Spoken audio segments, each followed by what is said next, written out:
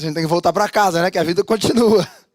Depois de um banquete, a gente tem que seguir a vida aí e seguir bem para a glória de Deus, tendo retomado o fervor espiritual, né? É o desejo do nosso coração. Vamos nos colocar em pé, irmãos, nós vamos orar. Obrigado por esta manhã. O Senhor nos deu uma noite maravilhosa de descanso, um café da manhã precioso, especialmente pela companhia dos nossos queridos irmãos. E nos presenteie agora com o culto, através do qual seremos mais uma vez desafiados pela Tua palavra, tanto agora com a mensagem, quanto em seguida com o seminário do discipulado, retomando o fervor espiritual. Abençoe e receba este culto. Abençoe a música que queremos que ela chegue diante do Teu trono de graça com um cheiro suave. E muito obrigado pelo cuidado e amor que temos recebido do Senhor. Em nome de Jesus. Ainda tem alguns irmãos que vão falar um pouco sobre o ministério.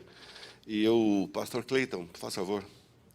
Mais uma vez, um grande prazer estar com os irmãos e estar nesses dias de associação. Tem sido muito edificante, muito bom mesmo.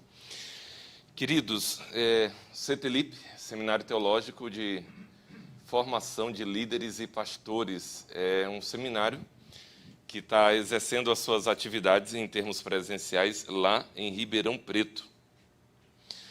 E eu vou já contar um pouco mais da história, mas a gente tem essa pequena frase descritiva, que ela é originária de Jonatas Edwards, coração aquecido e mente iluminada.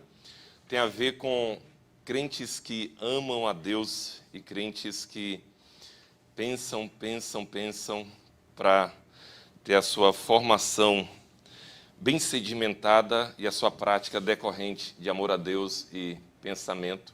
Claro, são duas coisas que vêm de Deus, mas que o seminário pode fomentar, tanto o amor a Deus como a clareza daquilo que se crê.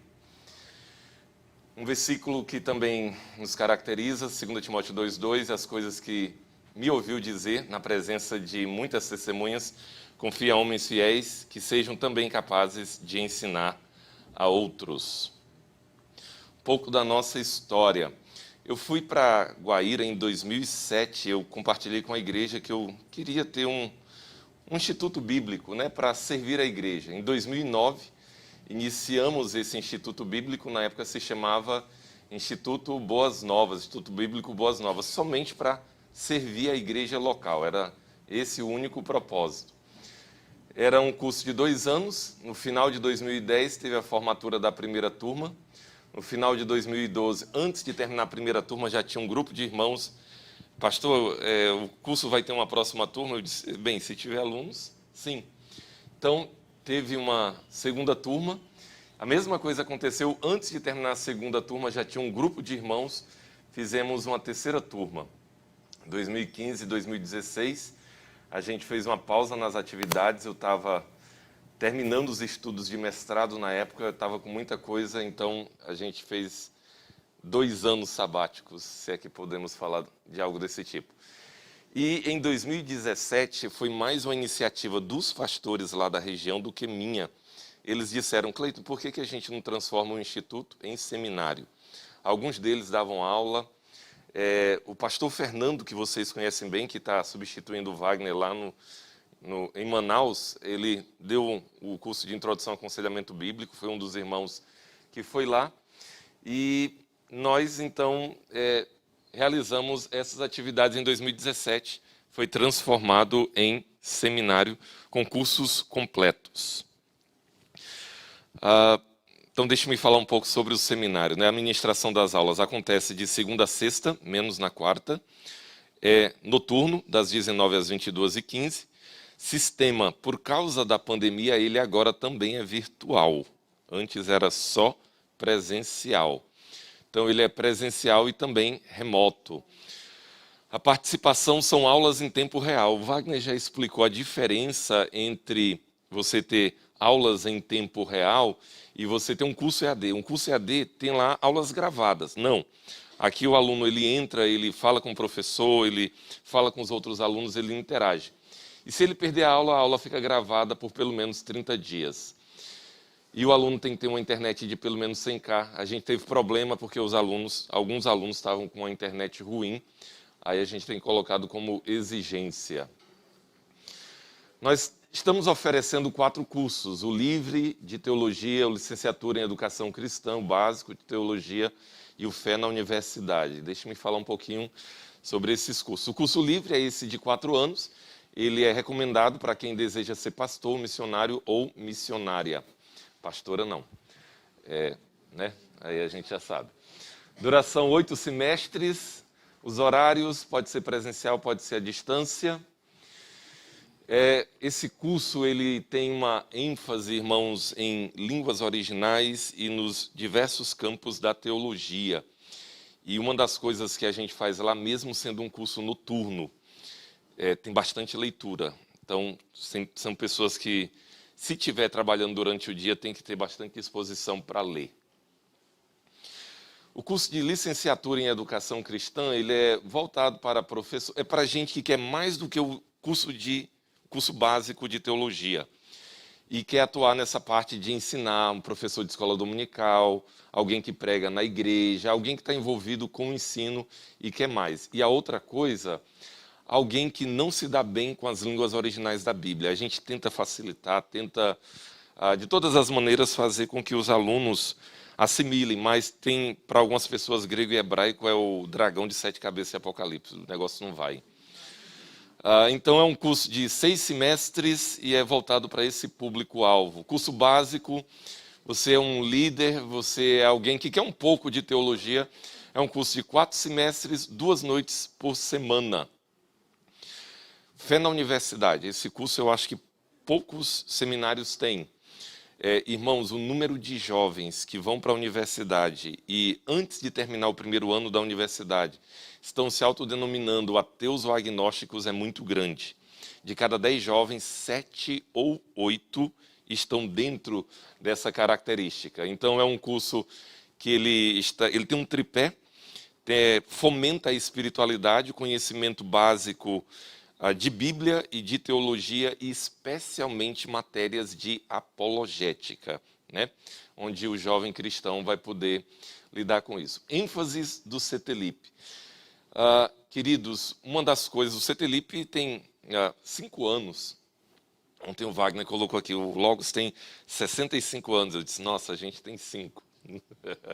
A gente está engatinhando. Mas nós desejamos ser uma referência em línguas originais. O professor de hebraico do seminário é muito bom. Eu e outro irmão damos aula de grego. A gente tenta, né, fazer algo que também seja muito bom.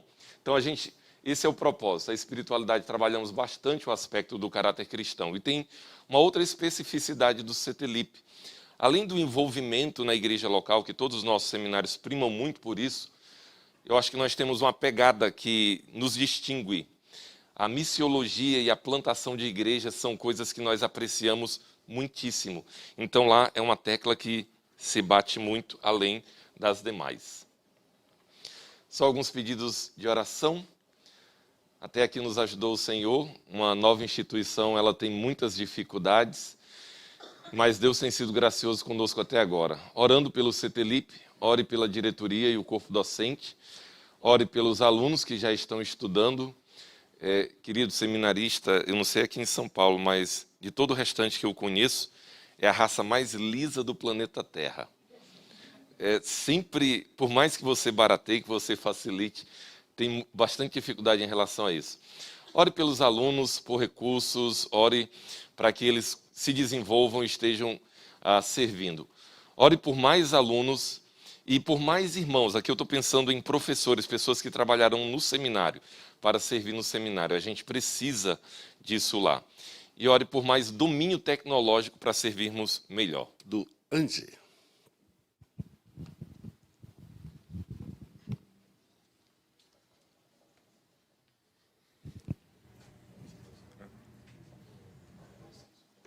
Bom dia, irmãos.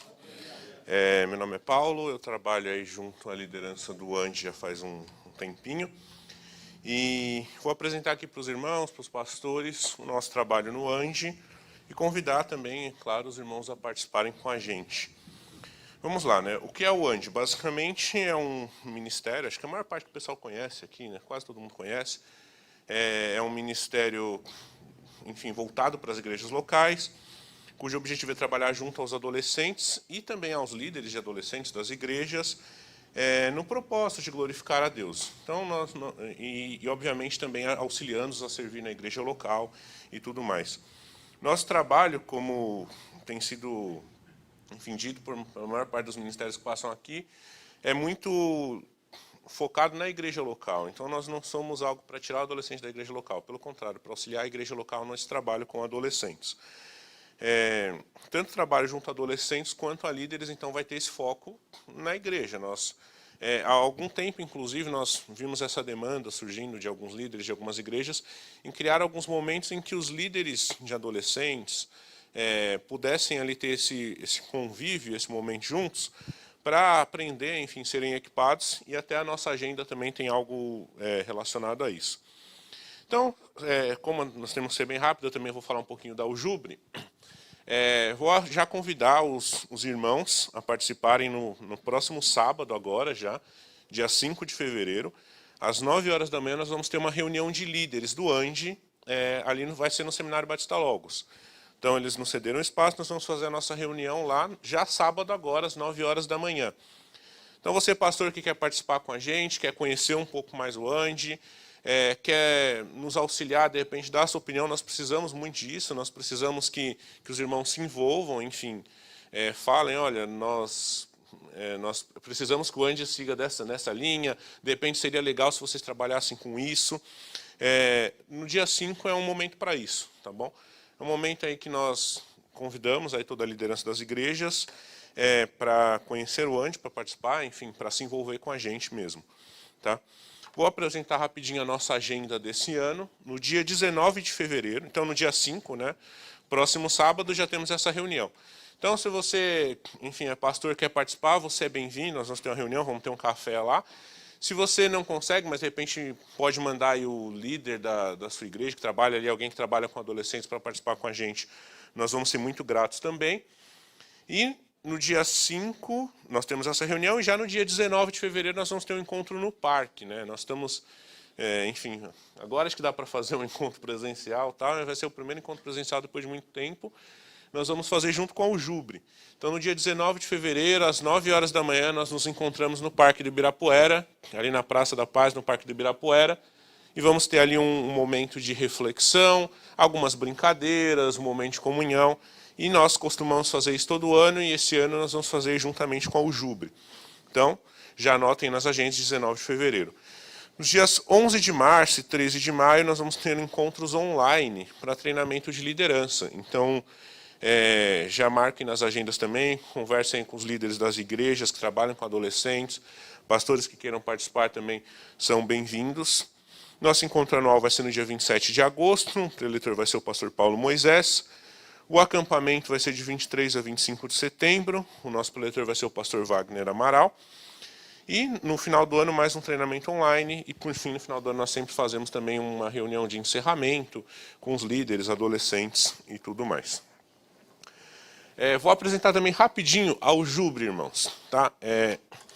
Eu não trabalho diretamente na liderança da Aljubre, mas eles não puderam estar e pediram para que eu também apresentasse. Nós costumamos trabalhar juntos em alguns momentos, né?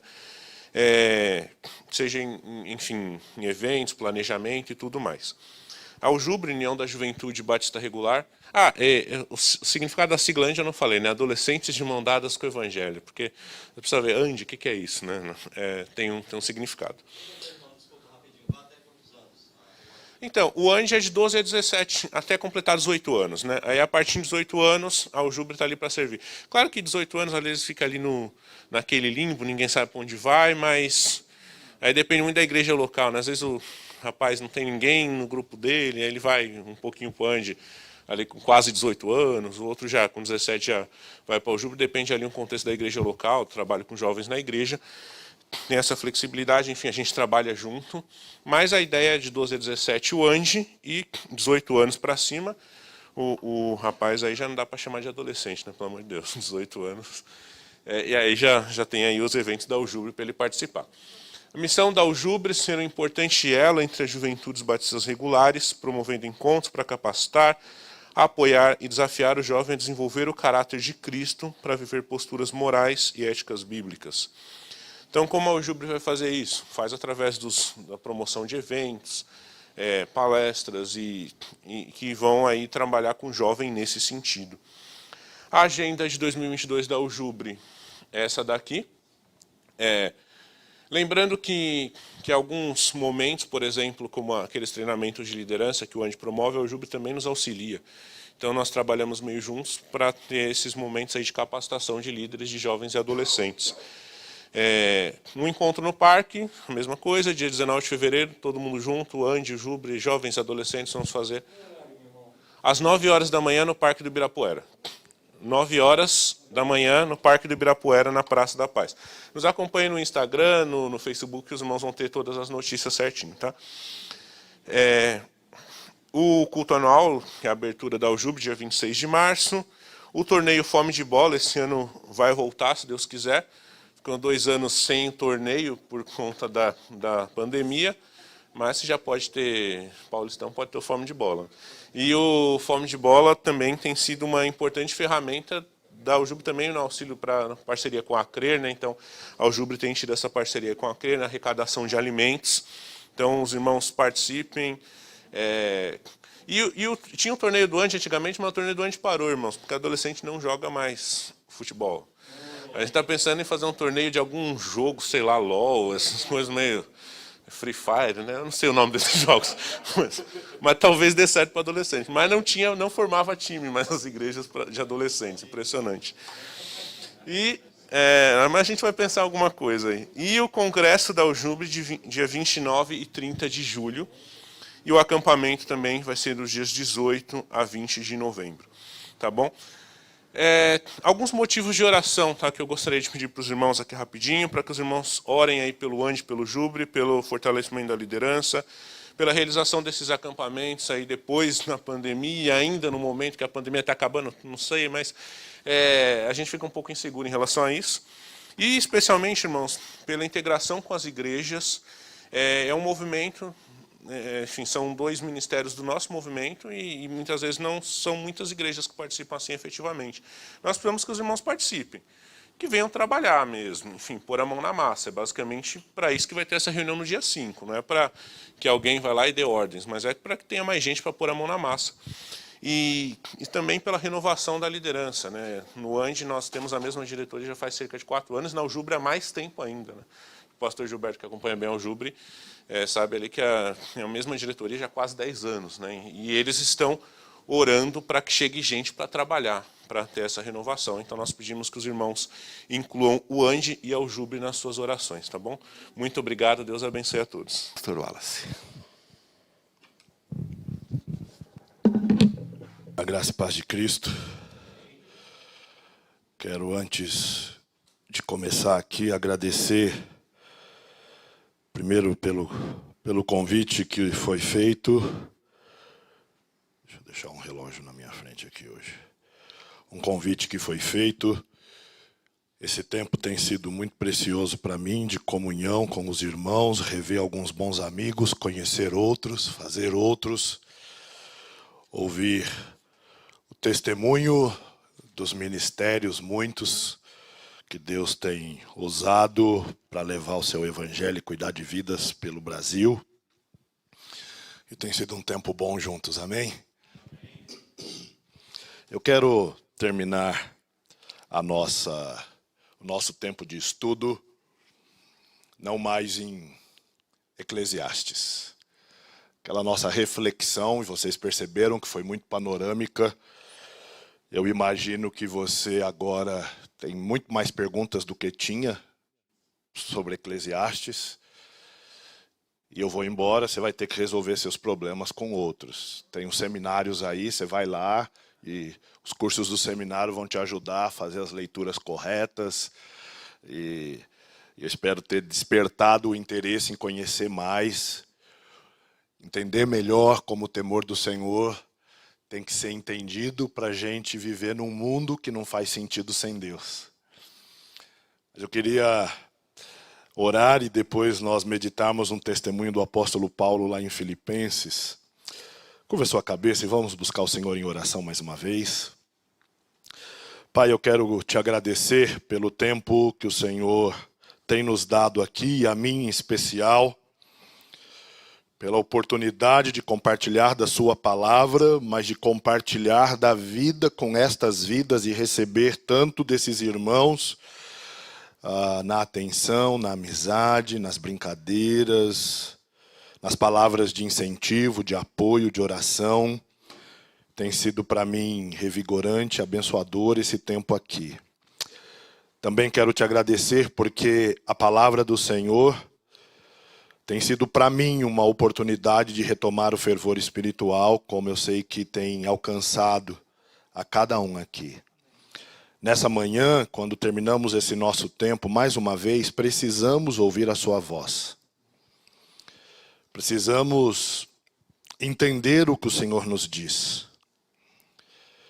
E ao entender o que o Senhor nos diz, nos comprometer com uma mudança, uma transformação, um quebrantamento, para que o nosso viver seja um viver mais perto do Senhor, seja um viver mais honesto acerca das nossas fraquezas e necessidades, de perseverança, de firmeza, de atenções, para que nenhum tipo de frieza nos afaste do Senhor. Que o Senhor nos abençoe e nos guie de tal maneira que nós possamos hoje não só conhecê-lo, mas sermos transformados pelo seu poder, transformados pela sua palavra. Que a porção das Escrituras que já conhecemos não traga novidades, mas transformações. Em Cristo Jesus. Amém. Você conhece muito bem as nossas perguntas depois desses dias. Retomar o quê? Retomar de onde? Retomar por quê? Se passamos esses dias pensando na retomada do fervor espiritual, a nossa pergunta é o que pode estar roubando esse fervor nas nossas vidas. O que pode estar nos distanciando de Deus depois dele ter nos aproximado dele por meio da obra de Cristo. O que pode estar roubando de nós o vigor e o fervor e a fé e a alegria da salvação que já foi nos dada. Queria te convidar a abrir a Bíblia em Filipenses 3, num trecho das Escrituras que conhecemos muito, que mencionamos muito, que citamos muito, que um dia uma bispa lá de São Paulo disse que era um salmo. E ela é bispa. Vou citar um salmo para vocês. Aí ela citou isso aqui. É bispa. O apóstolo Paulo, enquanto estava ajudando a igreja de Filipos, ele estava falando da alegria de como aquela igreja cuidou dele, mas ao mesmo tempo ele ia orientá-la numas dificuldades. Nessa perícope aqui, nesse trecho de Filipenses 3, ele traz um testemunho pessoal. E no testemunho pessoal ele vai dizer assim: mas o que para mim era lucro, isso eu considerei perda por causa de Cristo. O que para mim era lucro, isso eu considerei perda por causa de Cristo. E eu queria terminar esse nosso tempo de estudos propondo que a retomada do fervor espiritual também começa pela decisão de amar Jesus acima das nossas causas. A retomada do fervor espiritual nos chama a amar Jesus acima de nossas causas. Pensa na quantidade de causas que nos envolvemos. Pensa na quantidade de causas que nos envolveremos num ano como 2022. É um ano que estaremos envolvidos em eleições presidenciais e a cada novo ciclo de eleições presidenciais, a confusão no nosso país fica pior. Isso não será fácil, como não tem sido fácil. Pensa nas causas que envolvem a gente discutir novas ondas de Covid. O debate se vacina ou não vacina, se vacina criança ou não vacina criança. Ideologias que se discutem para lá e para cá. As suas próprias causas acerca dos seus desejos pessoais, dos seus gostos pessoais, das suas manias e maneirismos, e todos nós as temos, das tradições e os tradicionalismos, e todos nós os temos, das teologias, das filosofias, das profissões e interesses diversos. Quantas coisas que não podemos fugir delas, que temos que lidar com elas no nosso dia a dia, e que facilmente tornam-se as nossas causas principais. E quantas destas causas que nós colocamos o nome de Cristo nelas, acabam ficando acima da causa de Cristo, e do nome de Cristo, e da pessoa de Cristo nas nossas vidas, mesmo que nós não admitamos isto. Lutamos achando que estamos lutando pela causa de Cristo, quando no final estamos lutando pela nossa causa. Eu vou dar um exemplo simples. O que leva uma igreja a se dividir nunca será a causa de Cristo.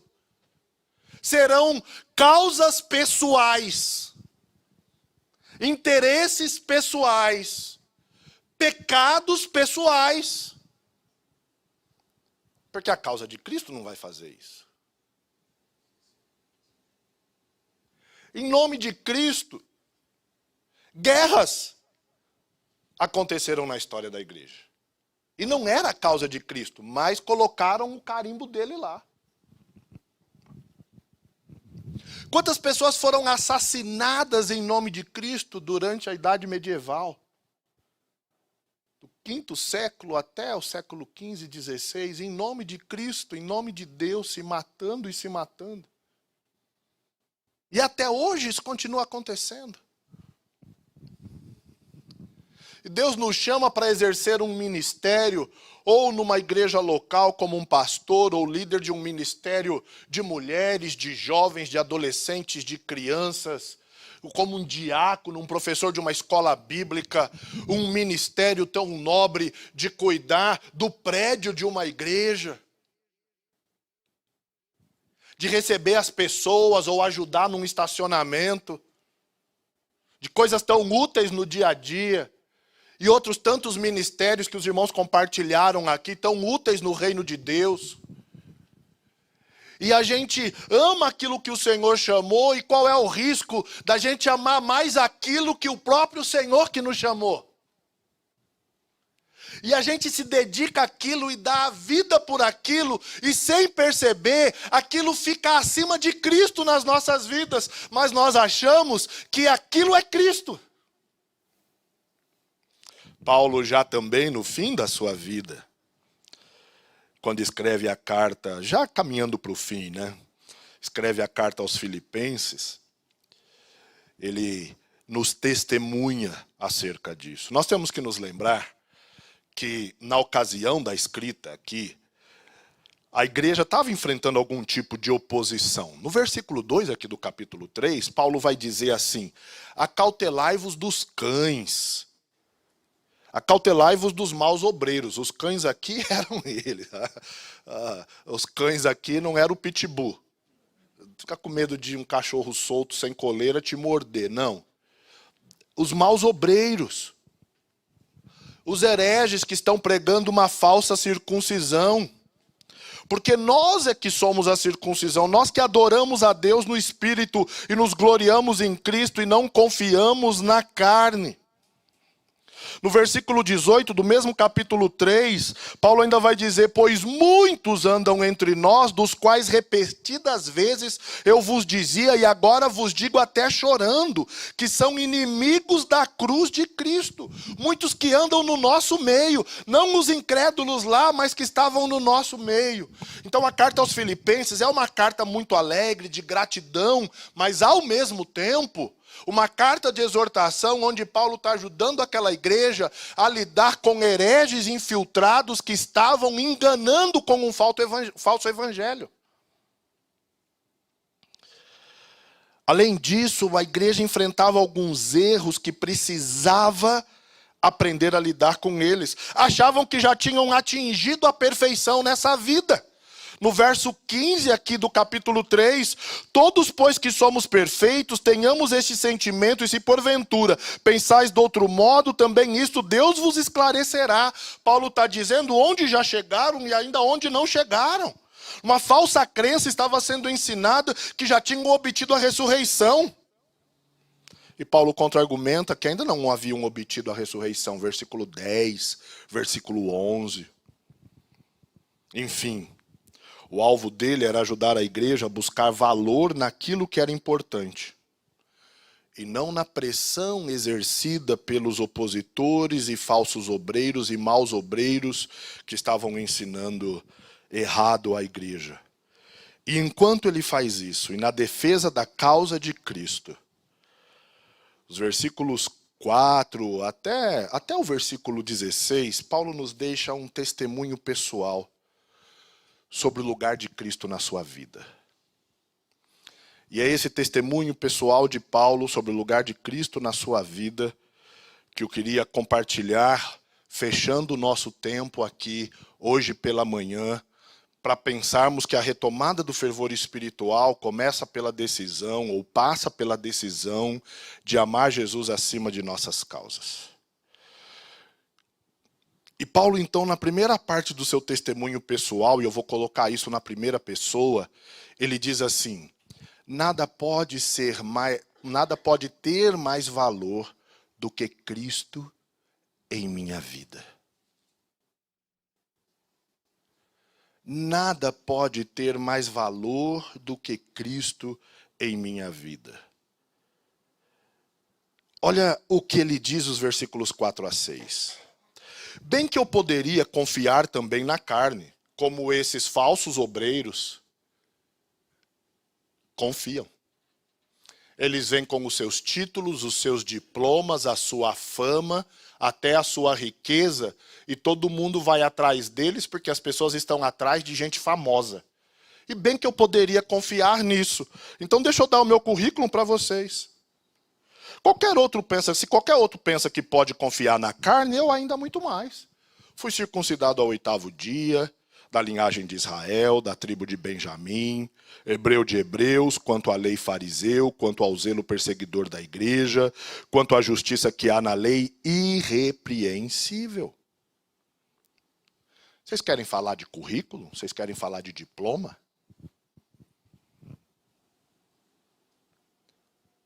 Vocês querem falar daquilo que o mundo valoriza? Eu também tenho essas coisas. Mais do que eles. Mais do que estes. Aquilo que o mundo valorizava, os judeus da época, Paulo está dizendo, eu também tenho essas coisas. Mas o que ele disse no versículo 7?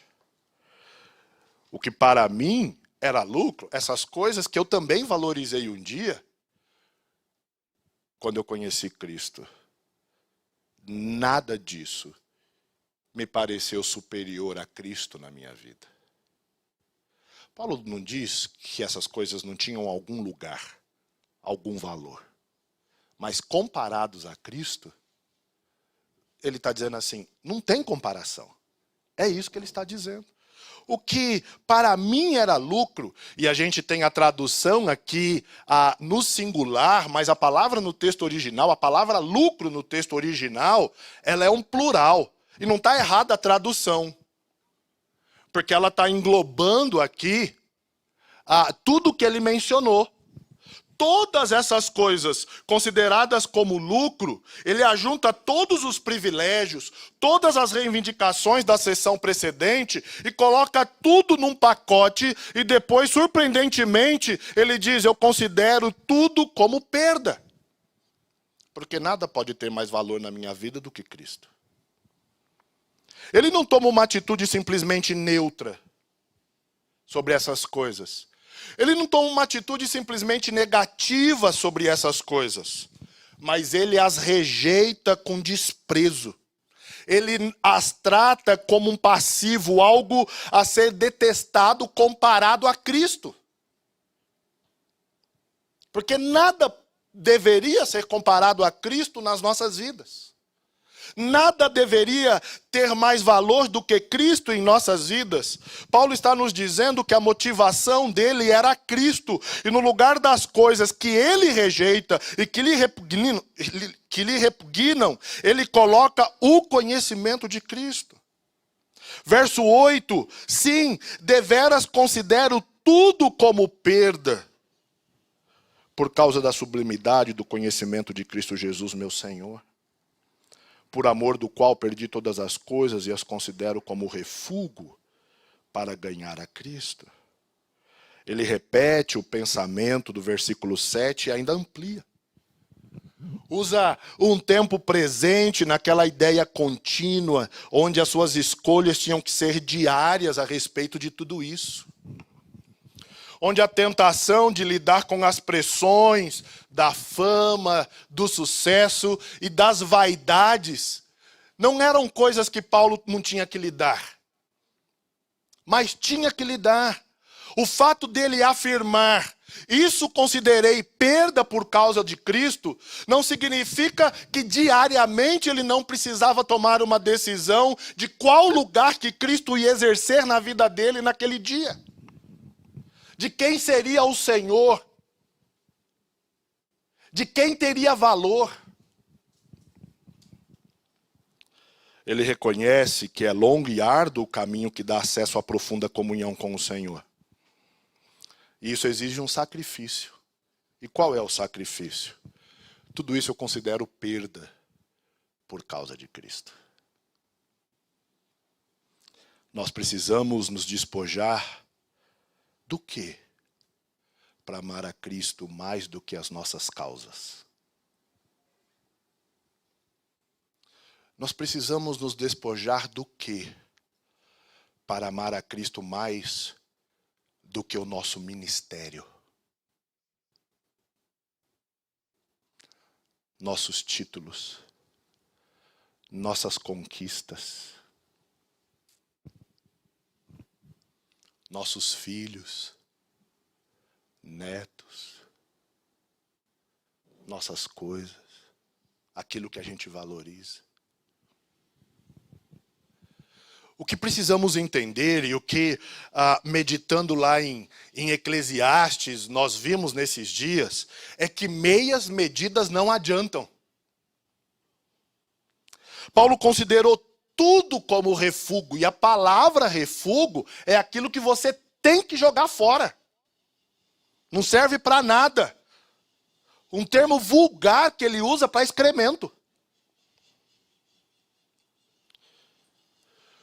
Precisamos ser honestos e nos respondermos o que amamos mais do que a Cristo. Temos que ser honestos sobre isso.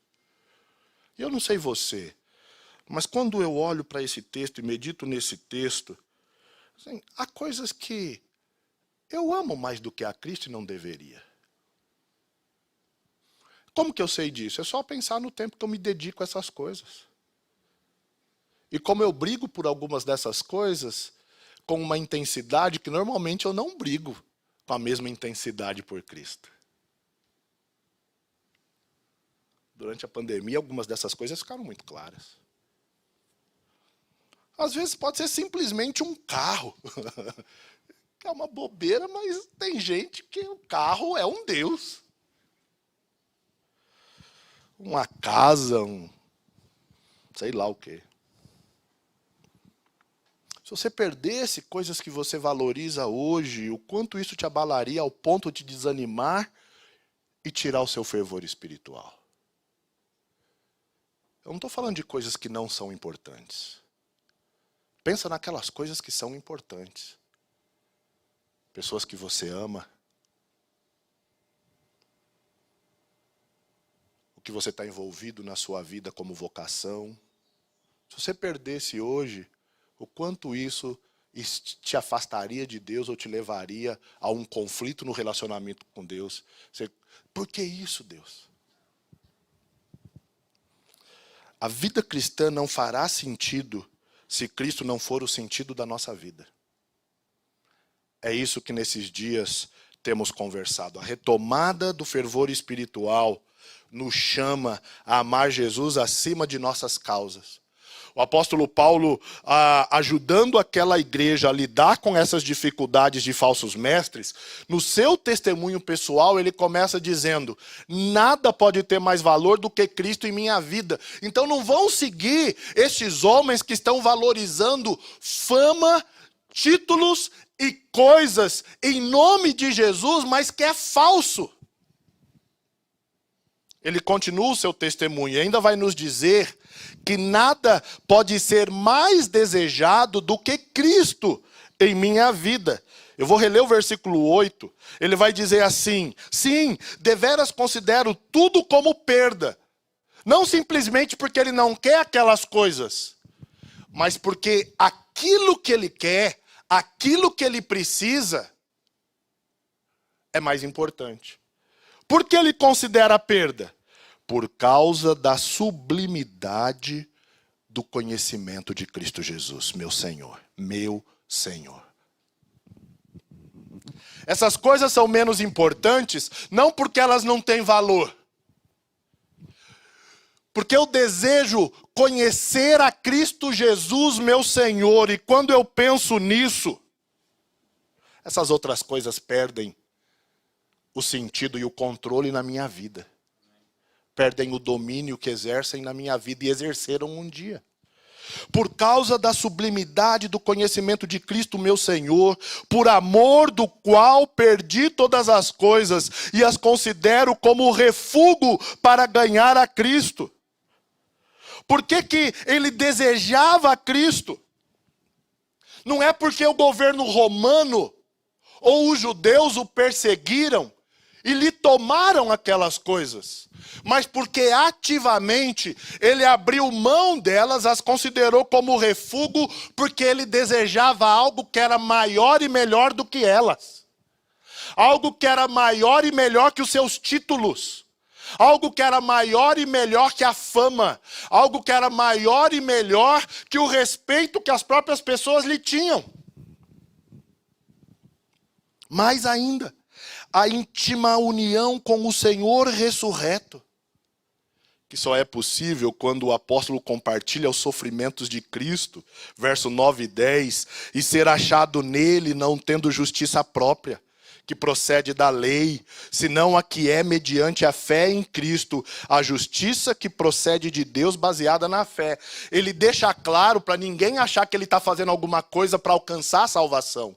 Versículo 9, ele deixa claro que esse relacionamento não é uma conquista dele, mas ele foi conquistado por Cristo.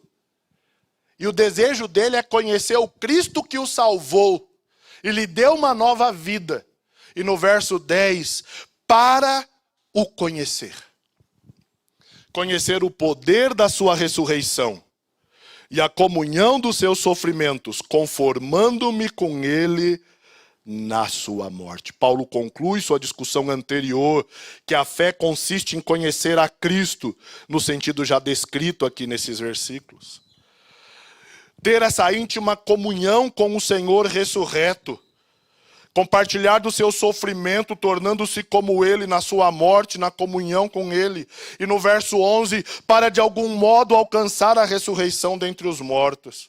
E como ele já tinha explicado, alcançar a ressurreição dos mortos aqui não é procurar o futuro. Ele já corrigiu qualquer ideia de que essa experiência passada dos salvos, de ressuscitados com Cristo no batismo, é um fim em si mesmo. Ele já tratou disso aqui na carta. Trata-se simplesmente de uma convocação para que se conheça a Cristo numa vida de serviço. uma vida de sofrimento, em labutas difíceis iguais àquelas que Cristo experimentou. Ele expressa uma esperança de que a sua conformação completa com o Senhor será completada um dia. Mas quando ele ama a Cristo e segue a Cristo, ele também vai experimentar aquilo que Cristo experimentou. O caminho que dá acesso à profunda comunhão com o Senhor ressuscitado leva o salvo a desejar conhecer a Cristo. Esse é o desejo maior. Eu considero essas outras coisas todas inferiores por uma razão. Não porque elas não têm valor, mas porque o meu desejo maior é conhecer a Cristo. Porque a minha identidade é definida e determinada pela pessoa de Cristo e não por essas coisas.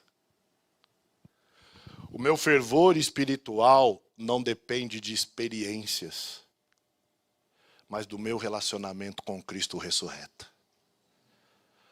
Quando eu o conheço, eu entendo que vou ter que viver aqui e passar por aquilo que ele passou. Porque o que as pessoas querem é sentar no trono com Cristo, mas ninguém quer ir para a cruz com ele. Só que o que ele diz é que se alguém quiser vir após mim, ele não falou senta no trono, mas tome a sua cruz. E as pessoas não querem tomar a cruz para segui-lo, negar a si mesmo. As pessoas só querem sentar no trono.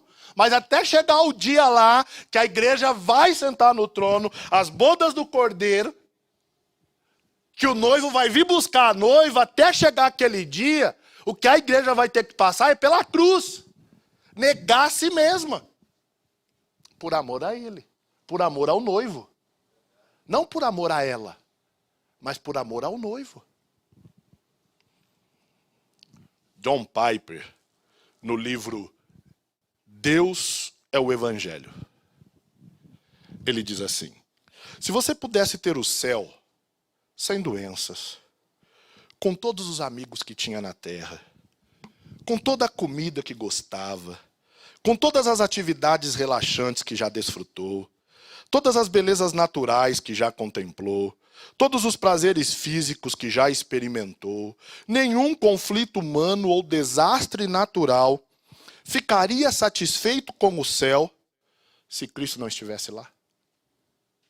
Já pensou nisso? A gente fala do céu, fala das ruas de ouro. A pessoa morre, a gente usa a expressão mansões celestiais. E a única coisa que importa de verdade é: hei de ver meu Redentor. Eu sempre fico pensando nisso. Eu acho que não sou uma pessoa tão invejosa. Duvido que não seja em algum momento. Mas isso me parece que não é um dos pecados que me corrompe sempre. Acho que não sou tão invejoso. Mas tem um momento na minha vida, e sobretudo na minha vida pastoral, que eu sempre sou invejoso. Admito o meu pecado. É no velório de um crente. Toda vez que eu estou no velório de um crente, esse domingo eu fiz mais um, eu tenho inveja do crente que partiu e está diante do Senhor. Ele cumpriu a sua missão. Não vai ter que encarar aqui na terra o dia seguinte. A promessa para ele foi cumprida. Agora ele só aguarda a ressurreição do corpo para estar com Cristo. Esse é o momento que eu sempre tenho inveja. Esse já está com o Senhor. Esse já está com o Senhor. Sempre, todas as vezes. Aí esse domingo nós fizemos o sepultamento de uma irmã muito querida, que faleceu na nossa igreja. Aí eu chego em casa, minha filha depois ela foi para o culto, e aí nós nos encontramos só à tarde, quando eu cheguei do velório. Aí ela veio, me abraçou, chorando, e aí disse assim: eu senti inveja da irmã Eneide, porque ela está lá com Jesus agora. Pensa comigo, você morre agora, chega no céu e é recebido por Jesus. Quem está preocupado com rua de ouro? Com mansão celestial? Se eu vou voltar a ter cabelo ou não vou voltar a ter cabelo. Se eu vou precisar de óculos ou não vou precisar de óculos. A hora que eu chegar no céu, estiver diante de Jesus, a eternidade é pouco para aproveitar isso. Eu preciso de uma eternidade inteira para desfrutar disso. Estar ao lado de Jesus por toda a eternidade. Não tem preço que paga isso. Não tem preço que paga isso. O interesse em Cristo, maculado pelos nossos interesses pessoais, vão sempre nos confundir aqui. E a gente sempre vai querer Cristo e mais alguma coisa, e isso pode nos confundir muito. A retomada do fervor espiritual nos chama a amar Jesus acima das nossas causas e dos nossos interesses. Por fim, e eu não vou me aprofundar nesses versículos, mas quero lê-los, Paulo termina o seu testemunho dizendo que nada pode ter mais prioridade do que crescer em Cristo em minha vida. Verso 12, não que eu o tenha recebido ou tenha já obtido a perfeição, mas prossigo para conquistar aquilo para o que também foi conquistado por Cristo Jesus. Irmãos, quanto a mim, não julgo havê-lo alcançado, mas uma coisa faço. Esquecendo-me das coisas que para trás ficam, e avançando para as que estão diante de mim, prossigo para o alvo, para o prêmio da soberana vocação de Deus em Cristo Jesus. Qual é o alvo?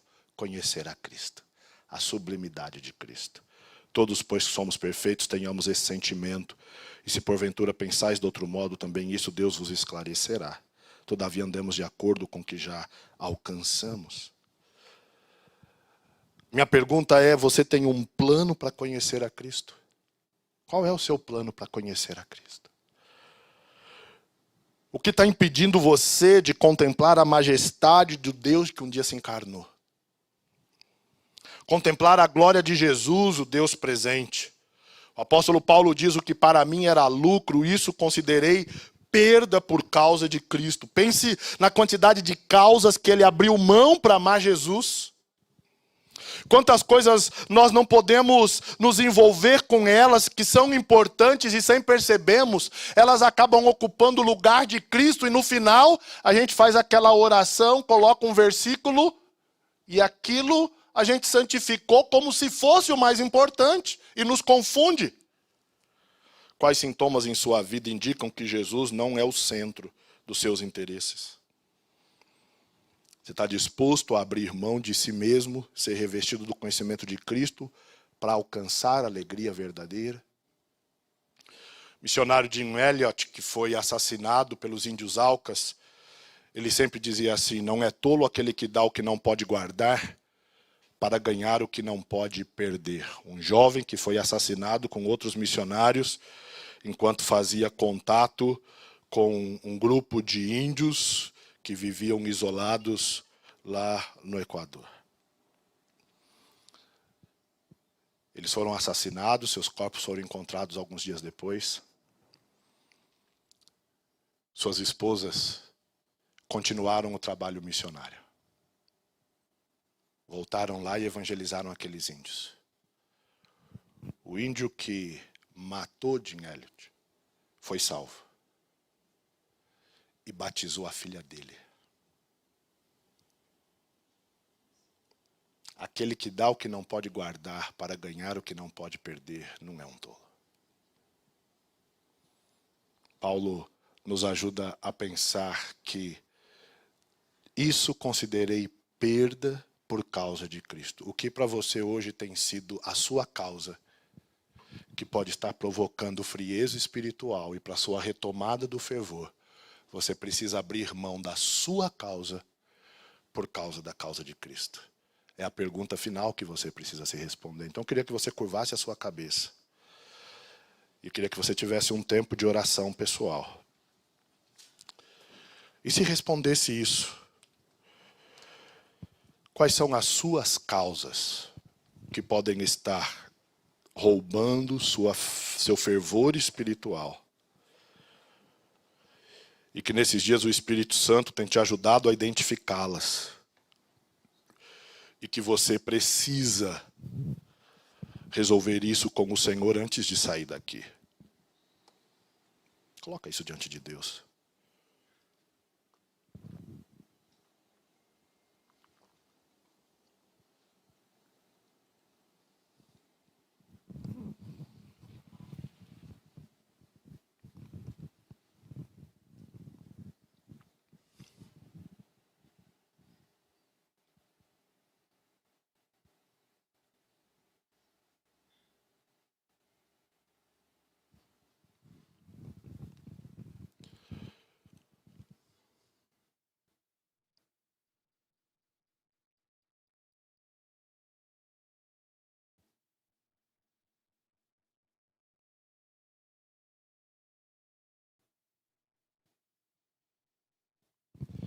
Senhor Deus, nós te amamos, mas facilmente os desejos do nosso coração nos enganam. E nós passamos a acreditar que eles são a tua causa, quando na verdade são a nossa.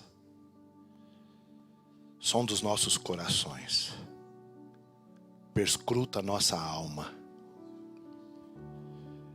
purifica as nossas intenções e motivações, para que não sejamos enganados pelas nossas ideias, valores e desejos. E isso nos leve a uma frieza espiritual, a um distanciamento do Senhor. Retomarmos o fervor espiritual significa retomarmos o temor ao Senhor, purificado de nós mesmos. Retomarmos o amor a Cristo, purificado do amor a nós e às nossas causas. O Senhor é o único capaz de conhecer os nossos corações, as intenções dos nossos corações, ao identificá-las, ao receber as orações e confissões feitas agora por cada um dos irmãos. Que o Senhor derrame o seu perdão, que o Senhor restaure e renove cada vida, que o Senhor fortaleça com a tua graça abundante cada um na presença do Senhor Jesus Cristo, nosso Senhor amado. Pai, há tanto trabalho a ser feito aqui, tantos desafios, mas não queremos dar um passo sem termos Cristo como centro de nossas vidas. Deus, nós não podemos dar nenhum passo sem que Cristo seja o centro de nossas vidas. E é tão fácil nós fazermos isso. Tem misericórdia de nós. Tem misericórdia de nós. Pai, eu oro por essa associação, por esse grupo de irmãos que assumem a diretoria para essa próxima etapa, por cada pastor aqui, o ministério que o Senhor tem dado a esses irmãos, por cada igreja representada, por cada família, esses pastores com suas famílias, suas esposas e filhos,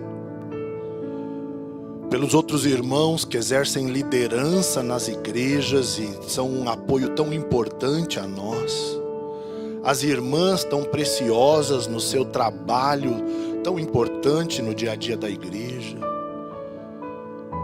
Queremos que Cristo seja conhecido no mundo até a volta dele, e para isso que o Senhor fortaleça a tua igreja e que possamos frutificar em toda boa obra para a honra e glória do seu santo nome. É a nossa oração e a necessidade que temos.